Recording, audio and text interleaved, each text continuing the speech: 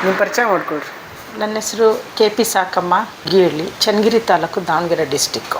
ನೀವು ಮುಂಚೆ ಹಸು ಸಾಕಾಣಿಕೆ ಮಾಡಿ ಹಾಲಿಂದ ಮಾಡಿರೋದು? ಹೌದು. ನಮಗೆ ಯಾಕೆ ಆ ಅನುಭವ ಬಂತು ಅಂದರೆ 10-15 ವರ್ಷದಿಂದ ಸದಸ್ಯರು ಹಾಲು ಹಾಕ್ದಾಗ ನಮ್ದು ಹಿಂಗೆ ಹಾಲು ಬರೋದು, ನಮ್ದು ಇಷ್ಟೇ ಫ್ಯಾಟ್ ಬರೋದು, ತಗೊಂಡ್ರೆ ಬಿಟ್ಟು ಬಿಡೋರು ಅಂತ ಆ ಅನುಭವ ನಾವು ತಿಳ್ಕೋಬೇಕು ಅಂದರೆ ನಾವು 4 ಹಸು ಕಟ್ಟಿ ಬೆಳಗ್ಗೆ 35 ಲೀಟ್ರ್, ಸಂಜೆ 35 ಲೀಟ್ರ್ ಹಾಲು ಹಾಕ್ತಾಯಿದ್ವಿ.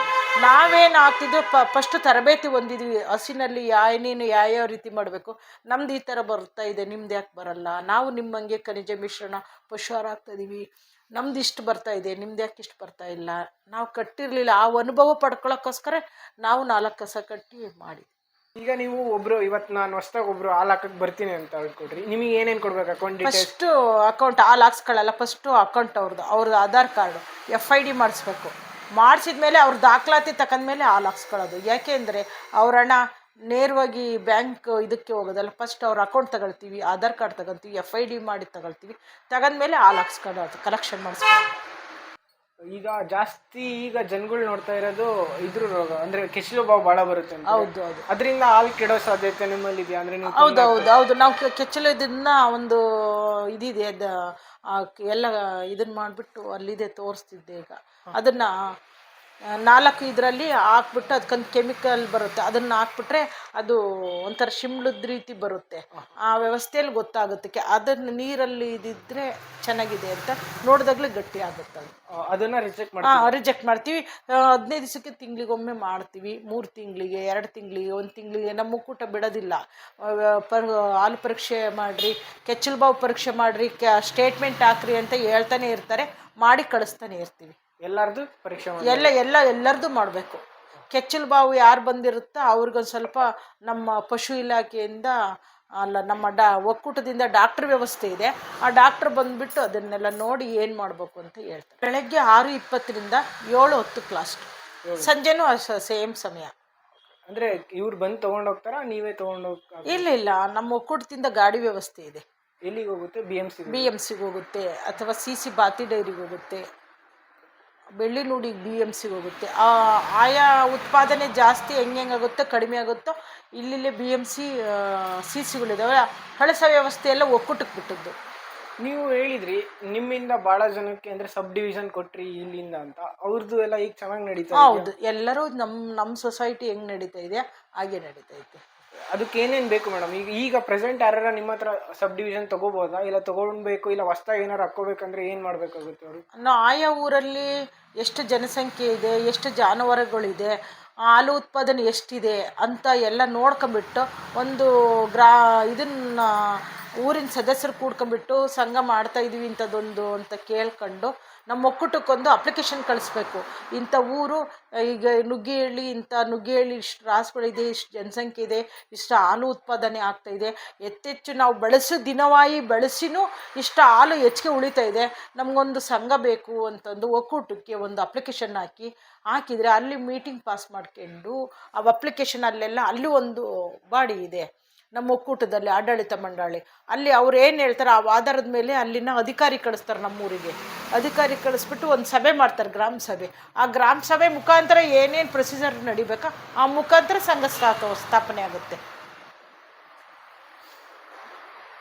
ಅಂದರೆ ಎಷ್ಟು ಜನ ಇರಬೇಕಂದ್ರೆ ಹಾಲಿಂದ ಇಷ್ಟು ಲೀಟ್ರ್ ಹಾಲು ಬೇಸಿಕ್ ಬೇಕಂತ ನಿಮಗೆ ಅನ್ಸುತ್ತೆ? ಇಲ್ಲ ಹಂಗೆ ಒಟ್ಟು ಹಾಲು ಸಂಘ ಬೇಕು ಅಂದ್ರೆ ಹಾಲು ಹಾಕ್ಬೇಕು, ಹಾಲು ಹಾಕ್ಬೇಕು, ಹಾಲು ಇರಬೇಕು ಅವ್ರ ಮನೆಯಲ್ಲಿ. ಎಷ್ಟು ಜನ ಆದರೂ ಸೇರ್ಬೋದು. ಒಂದು ಊರಲ್ಲಿ 1000 ಜನ ಸೇರ್ಕೊಂಡು ಹಾಲು ಹಾಕ್ಬೋದು, 1,000 ಜನ. ಮೇಡಮ್, ನಿಮ್ಮ ಡೈರಿಗೂ ಬೇರೆ ಪ್ರೈವೇಟ್ ಡೈರೀಸ್ ಎಲ್ಲ ಇದೆ, ಅಲ್ಲಿಗೂ ಏನು ಡಿಫ್ರೆನ್ಸ್ ಬರುತ್ತೆ?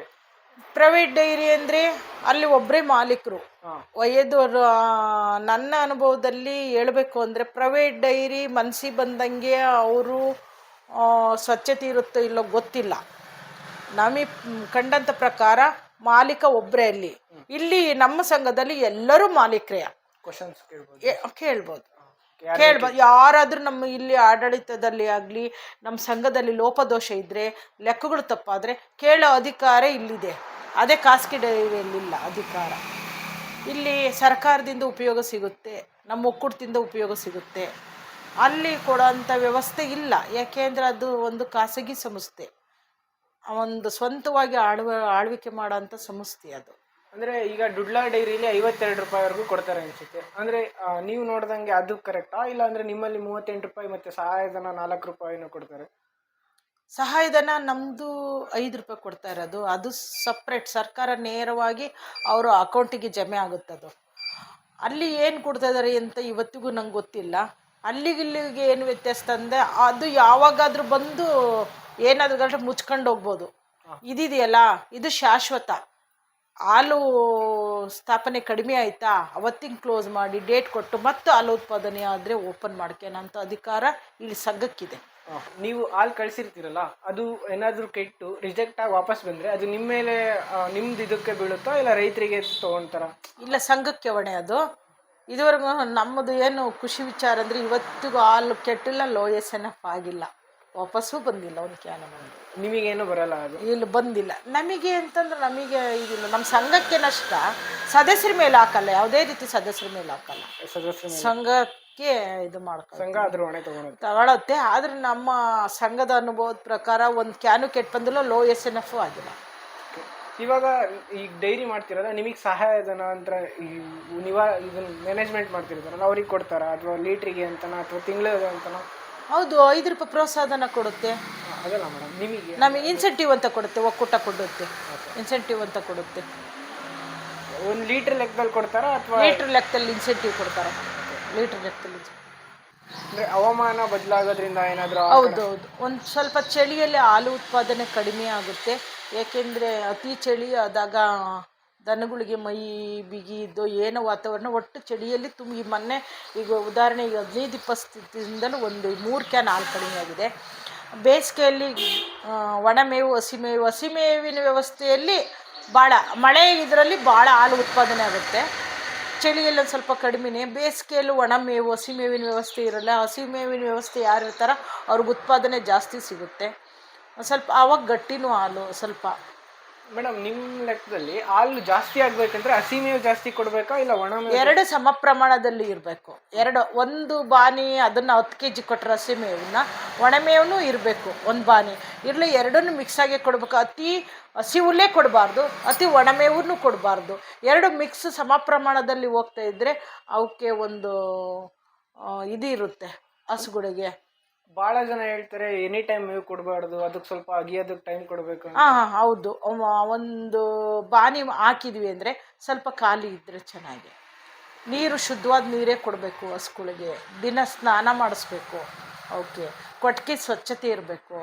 ಆಮೇಲೆ ಏನಾದರೂ ಕ್ರಿಮಿಗಳಿದ್ದರೆ ಇದನ್ನು ಔಷಧಿ ಸಿಂಪಡಿಸ್ತಾ ಇರಬೇಕು. ಹಾಗಾಗಿ ಹಸುಗಳು ಚೆನ್ನಾಗಿರಬೇಕು ಅಂತಂದರೆ ಆ ಕಟ್ಟಂಥ ಕೊಠಡಿ ಮೊದಲು ವ್ಯವಸ್ಥೆ ಚೆನ್ನಾಗಿರಬೇಕು. ಮ್ಯಾಟ್ ಇರಬೇಕು ಹಸುಗಳಿಗೆ ಕೆಳಗೆ ಮಲಗುವಕ್ಕೆ. AMC ವರ್ಕಲ್ಲಿ ಆನ್ಲೈನಲ್ಲಿ ಇದು ತೂಕನೂ ಆನ್ಲೈನು ಅಲ್ಲಿ ಸದಸ್ಯರು ಆಗ್ತಾ ಇದ್ದಾರೆ ಅಂತಂದರೆ ಇಲ್ಲಿ ನಮ್ಮ ಇದು ನೋಡಿ AMC ಇದಿದೆ, ಇದು ಆನ್ ಆಗುತ್ತೆ. ಅವ್ರ ವೆಬ್ಸೈಟಲ್ಲಿ ಆನ್ ಆಗುತ್ತೆ. ಇದು ವೆಬ್ಸೈಟಲ್ಲಿ ಆನ್ ಮಾಡ್ಕೊಂಡು ಕಲೆಕ್ಷನ್ ಇದನ್ನು ಮಾಡ್ಕೊತೀವಿ. ಇಲ್ಲಿ ವೆವೆರಿಕಮ್ ಅಂತ ಇದು ಬರೋದು, ಇದು ಪ್ರಿಂಟ್ರು. ಈ ಎಲ್ಲ AMCಯಲ್ಲಿ ವರ್ಷನ್ 10 ಅಂತ ಇದೆ. ನಾವೇನು ಕೆಲಸ ಮಾಡಿದರೂ ಅಷ್ಟು ವರ್ಷನ್ 10ನಲ್ಲಿ ಅಳವಡಿಕೆ ಆಗಿರುತ್ತೆ. ಅದು ಡೈರೆಕ್ಟು ಆನ್ಲೈನ್ ಮೂಲಕನೇ ತೂಕದ್ದು ಫ್ಯಾಟದ್ದು ಇದು ಕೇಬಲ್ ಎಲ್ಲ ಇದಾಗಿದೆ ನೋಡ್ರಿ. ಇದು ಓಪನ್. ಅಲ್ಲಿ ನಮ್ಮ ಒಕ್ಕೂಟದಲ್ಲಿ ಕೂತು ನಮ್ಮ ಅಧಿಕಾರಿಗಳು ನೋಡ್ಬೋದು. ನುಗ್ಗೇಲಿ ಸೊಸೈಟಿ ಇದು ಹೆಂಗೆ ಕಲೆಕ್ಷನ್ ಮಾಡ್ತಾ ಇದ್ದಾರೆ ಅಂದರೆ ಅಲ್ಲಿ ಸಿಂಕ್ನೇಜ್ ಆಗುತ್ತೆ. ಆನ್ ಆದ ತಕ್ಷಣ ಸಿಂಕ್ನೇಜ್ ಆಗುತ್ತೆ. ಸಿಂಕ್ನೇಜ್ ಆದ ತಕ್ಷಣ ಆನ್ ಆಗಿದೆಯೋ ಇಲ್ಲೋ, ಫ್ಯಾಟ್ ಆನ್ಲೈನಲ್ಲಿ ಇದೆಯೋ ಇಲ್ಲೋ ಅಂತಂದು ಅವ್ರು ಅಲ್ಲೇ ಕೂತು ನೋಡ್ಬೋದು. ಸೊ ನಮಗೆ ಅಧಿಕಾರಿಗಳಿದ್ದಾರೆ, ಹಂತದಲ್ಲೂ DM ಇದ್ದಾರೆ, ಸೂಪರ್ವೈಸರ್ ಇದ್ದಾರೆ. ಅದ್ರ ಮೇಲೆ ನೋಡಿ ನಮ್ಮದು 1262 ಕೋಡು ಇದನ್ನೆಲ್ಲ ಹೊಡ್ಕೊಂಡ್ಬಿಟ್ಟೆ ಓಪನ್ ಆಗುತ್ತೆ. ಪಾಸ್ವರ್ಡ್ ಎಲ್ಲ ಹೊಡ್ಕೊಂಡ್ಬಿಟ್ರೆ ಆನ್ ಆಗುತ್ತೆ. ಆನ್ಲೈನಲ್ಲಿ ಕಲೆಕ್ಷನ್ನು, ತೂಕದ ಯಂತ್ರ ಮತ್ತು ಫ್ಯಾಟ್. ನಿಮ್ದೇನು ಇರೋದೇ ಇಲ್ಲೇನು ಇಲ್ಲ. ಇವಾಗಲೇ ಮಾಡೋಕ್ಕೆ ಕೆಲಸ. ಯಾಕೆ ಡಿಜಿಟಲೈಸ್ ಆಗಿ ಎಷ್ಟು ವರ್ಷ ಆಯ್ತು ಮೇಡಮ್? ಅಂದರೆ ನಮ್ದು 2011ರಿಂದ 11 ಮೊದಲೇ ಇತ್ತು 2008ರಿಂದ. ಅದ್ರ ವ್ಯವಸ್ಥೆ ಸ್ವಲ್ಪ ಅರ್ಥಿಂಗ್ ಅದೆಲ್ಲ ಸ್ವಲ್ಪ ಇರಲಿಲ್ಲ. ಒಂದು ಸ್ವಲ್ಪ ಮಾಡ್ಕೊಳಕ್ಕೆ 2 ವರ್ಷ ಲೇಟ್ ಆಯ್ತು. ಇದೆಲ್ಲ ಮಾಡ್ಕೊಳಕ್ಕೆ ಒಂದು ರೂಮ್ ಇತ್ತು. ಈಗ ಮತ್ತೊಂದು ಸ್ವಲ್ಪ ಎಕ್ಸ್ಟೆನ್ಷನ್ ಮಾಡಿ ಸ್ವಲ್ಪ ಪಶು ಆಹಾರ ಎಲ್ಲ ಹಾಕೊಳ್ಳಂಗೆಲ್ಲ ರೆಡಿ ಮಾಡ್ಕೊಂಡು